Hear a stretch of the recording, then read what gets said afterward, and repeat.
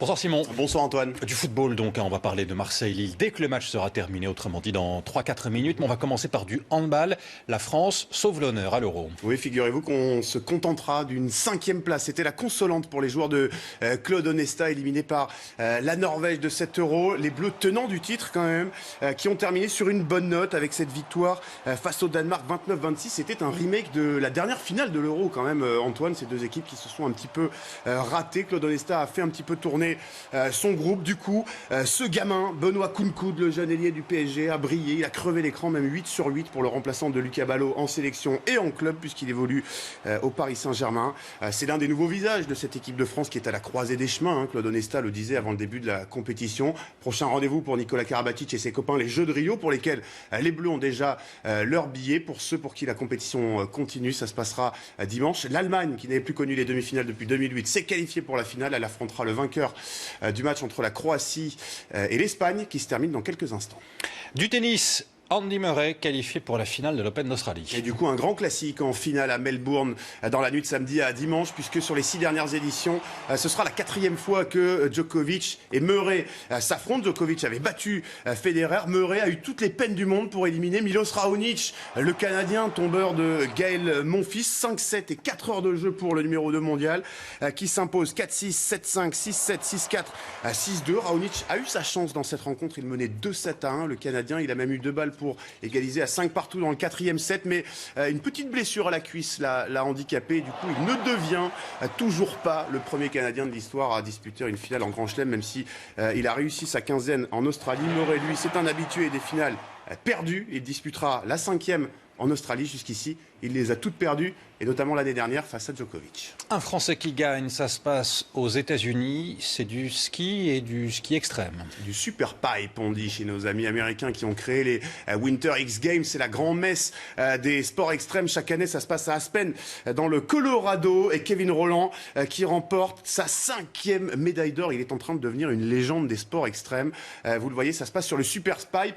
C'est ce demi-tube de neige glacée qu'il faut descendre en exécutant les figures les plus difficiles. Il s'impose pour la 5e fois. C'est la 9e médaille du Français dans sa carrière dans ces X Games. On rappelle qu'il avait été médaille de bronze à Sochi lors de l'intronisation de cette compétition au programme olympique. Bravo. Allez, du football, on va commencer par la Ligue 2. Simon et Nancy qui connaît un mois de janvier difficile.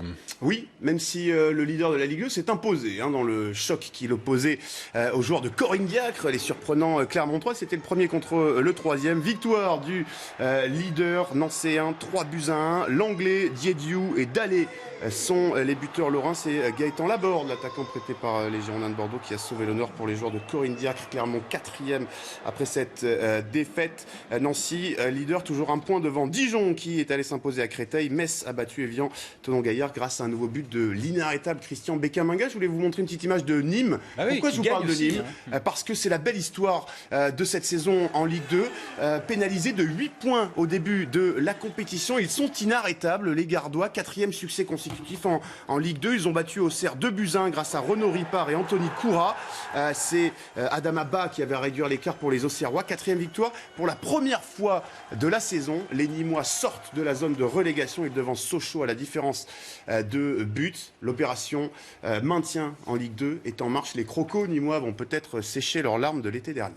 Allez, très rapidement, un nouvel investisseur et bientôt de nouveaux propriétaires de l'OGC Nice. Tout à fait, un duo qui prend pour l'instant une part minoritaire du club azuréen. Vous voyez cette photo prise aujourd'hui au siège du club. C'est l'anglais Edward Blackmore qui arrive en partenariat avec un investisseur saoudien dont l'identité n'a pas filtré. Prise de contrôle du club en 2 temps, 49% pour ce duo. Tout d'abord, Jean-Pierre River conserve la majorité, mais courant juin, nous a-t-on annoncé, le duo anglo-saoudien devrait prendre 80% des parts du club. Jean-Pierre River resterait alors président et Julien Fournier, directeur général. Pas de folie à attendre lors du prochain mercato malgré tout. Merci Simon. Le match a pris un peu de retard. Marseille-Lille, toujours 1-0 pour le LOSC. Sur le terrain, ça va mal pour l'OM. Ça va mal pour l'OM. Mais on vous montrera les images dans le prochain journal et on y reviendra avec vous aussi Simon un peu plus tard dans la soirée. À tout à l'heure. À tout à l'heure.